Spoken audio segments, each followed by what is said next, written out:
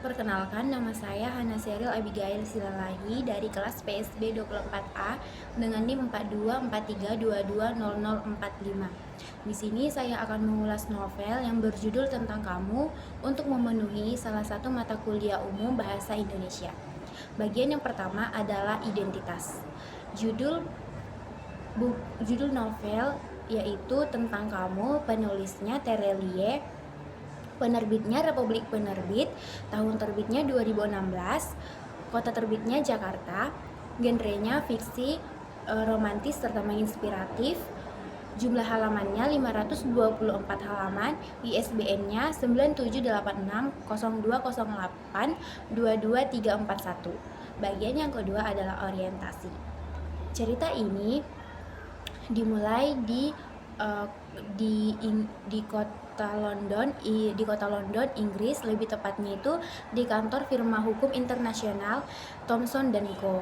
Di sini diperkenalkanlah seorang pengacara yang berasal dari Indonesia yang bernama Jaman Zulkarnain. Jaman Zulkarnain ini memiliki sifat yang jujur, cerdas, dan berintegritas tinggi.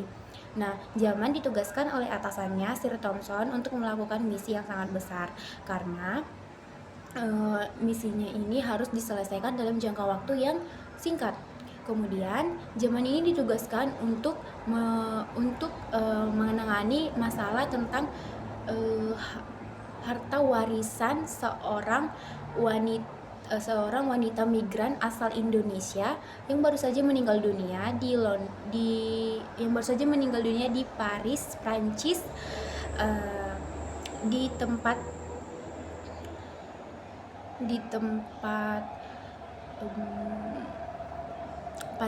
panti jompo yang bernama panti jompo panti jomponya itu yang bernama Lazarus Maison de Retray. Nah, jadi di panti jompo Paris, Prancis inilah seorang wanita asal Indonesia itu meninggal dunia. Namanya adalah Sri Ningsi. Jadi mengejutkannya itu adalah Sri Ningsi ini memiliki 1% kepemilikan saham yang multinasional itu yang jumlahnya itu 19 triliun rupiah. Jadi masalahnya itu adalah Sri Ningsi itu tidak menuliskan secara hukum administratif kepada siapa warisan itu diberikan. Nah, jadi di sini itulah tugas si Jaman Zulkarnain harus diselesaikan. Karena apa? Karena menurut hukum Inggris, apabila dalam jangka waktu yang ditentukan, apabila warisan ini tidak didapat siapa ahli warisnya, maka akan disita oleh pemerintah Inggris. Bagian yang ketiga adalah tafsiran isi. Nah, jadi ketika Jaman Zulkarnain ini diberikan tugas, akhirnya dia itu pergi ke tempat di mana Sri Ningsi itu meninggal dunia, yaitu di Paris, Prancis. Nah, jadi pergilah dia ke sana di tempat panti asuhan Lazarus Maison de Retray itu, dan di situ dia diberikan sebuah koper milik Sri Ningsi yang berisi buku diari Sri Ningsi. Dia itu yang terbagi menjadi 5 juz. Nah, jadi juz yang pertama itu adalah tentang kesabaran pada tahun 1946 sampai 1960. Nah, jadi tentang kesabaran, di mana Jaman Zulkarnain ini pergi ke Indonesia, ke tempat kelahiran Sri Ningsi, yaitu di Pulau Bungin, Sumbawa. Jadi di situ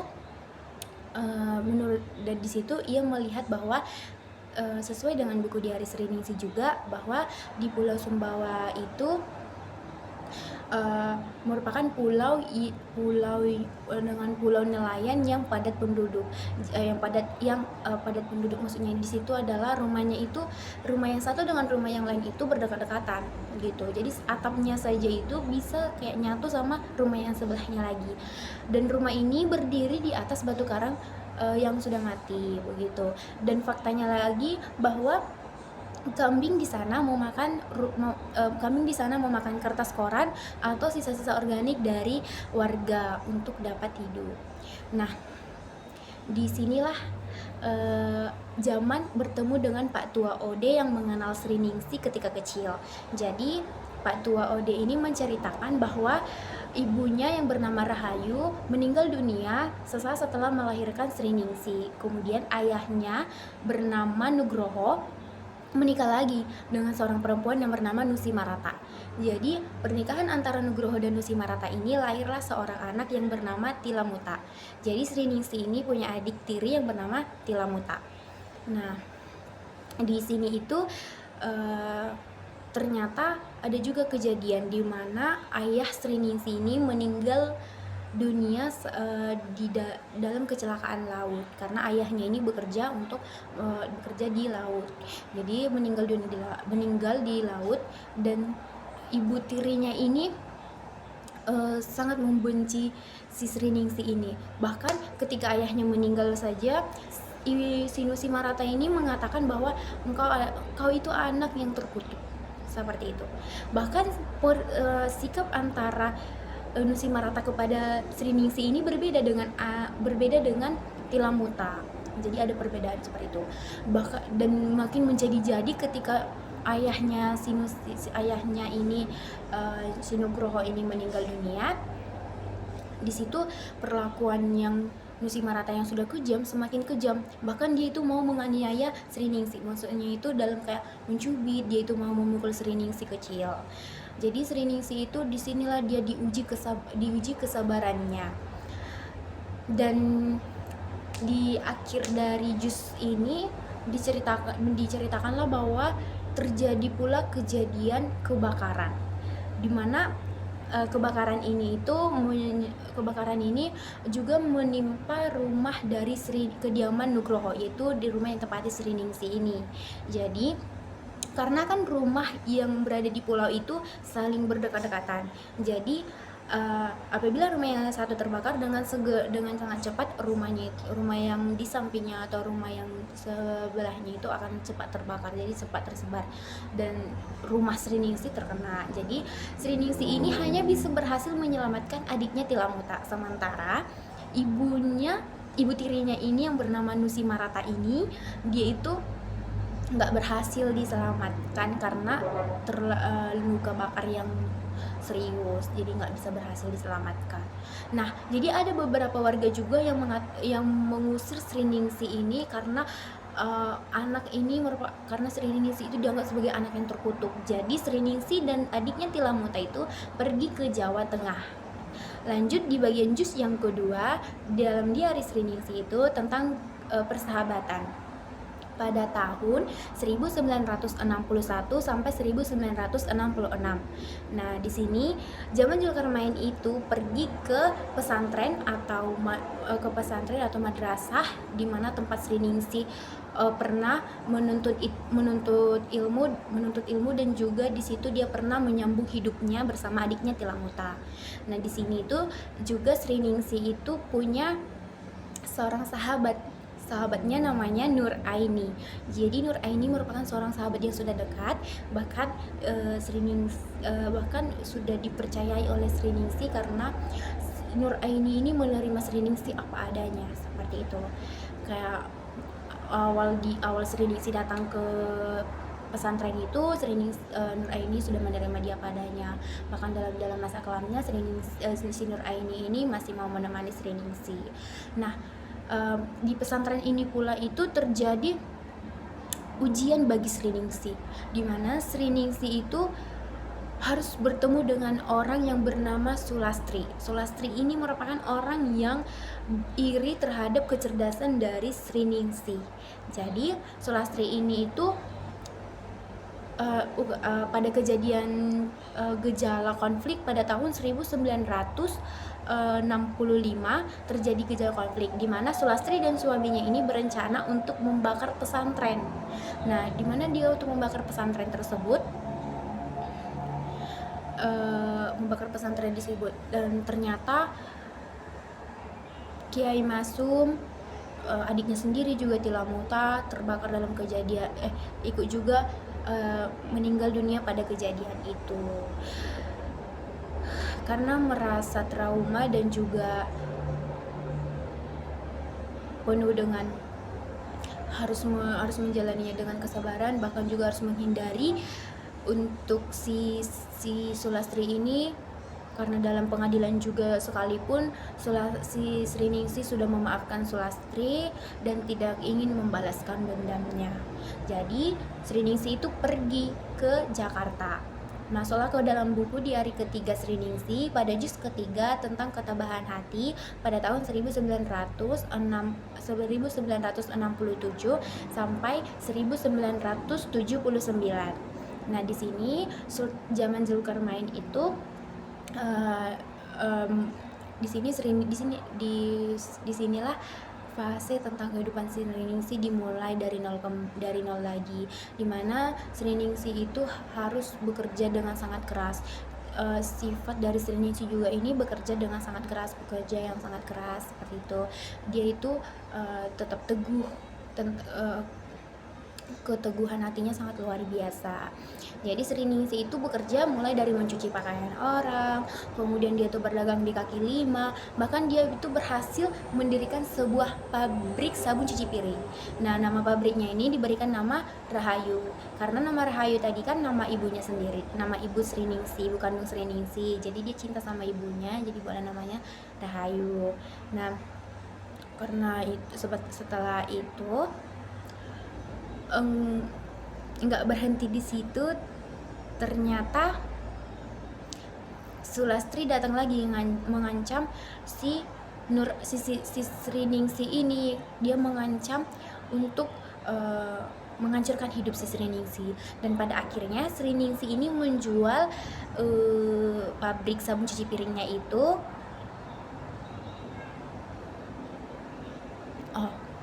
Dan dia itu menjual pabrik sabun cuci piringnya itu dan pergi ke London, Inggris. Pada bagian juz yang keempat buku diari Sriningsih, yaitu tentang cinta pada tahun 1980 sampai 1999. Jadi di sini Sriningsih itu mulai hidup dengan sederhana. Di sini Sriningsih juga mulai bekerja sebagai sopir bus merah double decker, dan di situ dia berjumpa dengan seorang pria keturunan Turki yang bernama Hakan Karim. Nah, Hakan Karim ini sifatnya itu dia setia, dia itu juga dia itu setia kepada si Sriningsih, dia itu juga tulus pada Sriningsih. Dan akhirnya si Hakan Karim dan Sriningsih ini menikah. Di sini Sriningsih menceritakan bahwa dia itu juga punya dia juga punya uang hasil penjualan dari dari penjualan pabrik sabun miliknya. Dan kemudian Hakan ini menyarankan agar si uangnya itu diinvestasikan saja kepada sebuah perusahaan. Nah, jadi hasil investasi inilah yang pada akhirnya sampai mencapai 19 triliun. Nah, jadi setelah itu Sriningsih dan Hakan ini menjalani kehidupannya dengan penuh kasih sayang, dan hingga pada akhirnya dia mengandung anak dari Hakan Karim ini. Nah, namun di sini Sriningsih kembali lagi diuji, di mana ketika melahirkan anak yang pertamanya itu dia anaknya ini meninggal dunia. Di sini mereka berdua saling menguatkan. Setelah itu Sri Ningsih kembali lagi mengandung. Tetapi kejadian yang sama pada anak pertama juga terjadi pada anak kedua. Anak kedua itu meninggal dunia juga. Di sini Sri Ningsih betul-betul merasakan terpukul, dan di mana Hakan Karim ini juga mengalami kondisi tubuhnya semakin lama semakin memburuk hingga pada akhirnya Hakan Karim juga meninggal dunia. Sri Ningsih di sini mengingat masa lalunya dan mengingat apa yang terjadi dalam keadaannya. Pada akhirnya Sri Ningsih pergi ke Paris, Prancis. Dan di sini pada juz kelima diari Sri Ningsih dengan judul Merangkul Semua Rasa Sakit pada tahun 2000 sampai 2016. Jadi di sini Sri Ningsih itu diceritakan bahwa dia itu memutuskan untuk berada di panti jompo. Tetapi di sisi ini di panti jompo itu tidak murung. Dia itu adalah salah seseorang yang paling ceria. Dia itu juga biasanya membantu memasak. Dia itu menanam tumbuhan hidroponik di atap panti. Jadi bahkan di sisa-sisa hidupnya saja dia itu berdampak pada orang lain seperti itu. Dan disinilah Sri Ningsih memeluk semua rasa sakit dari semua yang sudah dialami di dalam hidupnya, seperti harus ikhlas, sabar, bahkan juga dia itu harus mengikhlaskan orang yang sudah dicintainya. Nah, jadi kasusnya itu bagaimana? Dimana si Jaman Zulkarnain ini menemukan surat-surat yang pernah dikirimkan oleh Sri Ningsih kepada Nur Aini. Jadi pada juz kedua itu si Jaman Zulkarnain itu menerima sebuah surat-surat yang pernah dikirimkan oleh Sri Ningsih kepada Nur Aini. Jadi di kantor itu, dan ternyata uangnya itu ternyata berada di saham tempat itu juga, di saham kantor firma hukum internasional Thomson dan Co. Ternyata ada di situ. Namun untuk membukanya itu harus menggunakan teka-teki dalam kehidupan Sri Ningsih. Jadi Jaman Zulkarnain itu memecahkan masalah tentang di mana letak untuk membuka kode barangkasnya itu berdasarkan dari surat terakhir yang pernah dikirimkan oleh Sri Ningsih kepada Nur Aini. Jadi terungkaplah bahwa harta warisan itu diberikan kepada Nur Aini sahabatnya sendiri, dan kepada di Paris, yaitu panti jompo yang berada di Paris, Prancis, yaitu panti jompo Lazare Maison de Retraite, dan juga kepada kepada kegiatan sosial dan yatim, dimana kayak untuk pendidikan dan lain sebagainya dalam kegiatan sosial seperti itu.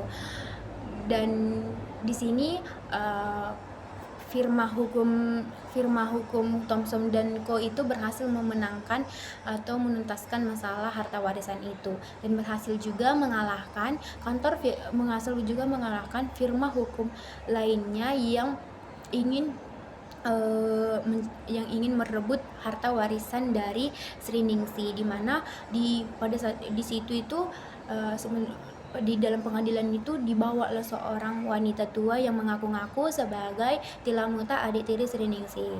Untungnya saja kantor firma hukum Thomson dan Co ini berhasil menuntaskan masalah tersebut. Dan disitulah ceritanya. Pada bagian ketiga, yaitu pada bagian yang keempat, setelah orientasi, tafsiran isi, setelah identitas, orientasi tafsiran isi. Yang bagian keempat itu adalah tentang evaluasi. Jadi di sini saya mau mengevaluasi mengenai kelebihan dan kelemahan dari novel tersebut. Kelebihan yang dapat saya ambil dari situ adalah dalam cerita Sri Ningsih itu kan ada 5 juz. Jadi 5 juz ini juz 1 sampai juz 5 itu memiliki 5 tempat yang berbeda. Jadi ketika membaca novel tersebut, kita dibawa seperti menjelajah sebuah tempat yang berbeda. Jadi menarik sekali untuk dibaca. Yang kedua itu tokoh Sri Ningsih. Tokoh Sri Ningsih di sini itu saya sangat suka karena kelebihannya itu adalah di sini memiliki sifat yang bisa ditiru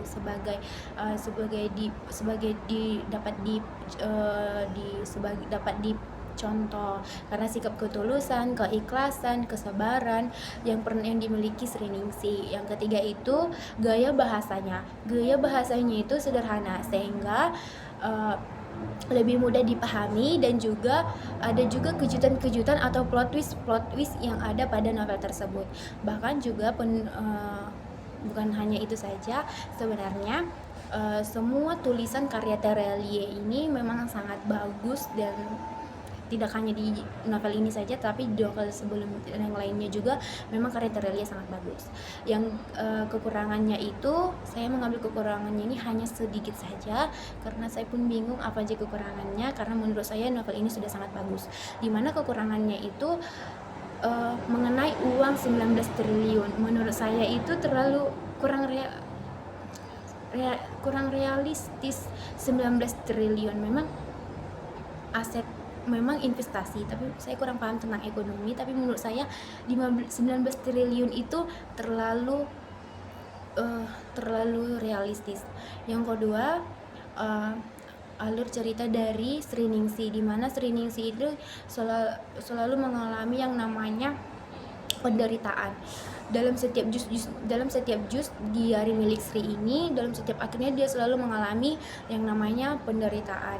Sudah bangkit tapi jatuh kembali. Kesimpulan yang dapat saya ambil untuk dari cerita ini adalah bahwa warisan yang terbesar bukan 19 triliun, melainkan ketulusan hati yang sangat dalam. Dan kesimpulan yang bisa dapat saya petik dari cerita ini adalah bagaimanapun kehidupanmu, bagaimanapun pergumulan ataupun adanya penderitaan yang dialami, situasi penderitaan yang dialami, semuanya itu dapat dikalahkan dengan bekerja keras, dan memaafkan orang lain, serta kesabaran yang luas. Demikian ulasan yang dapat saya berikan. Terima kasih.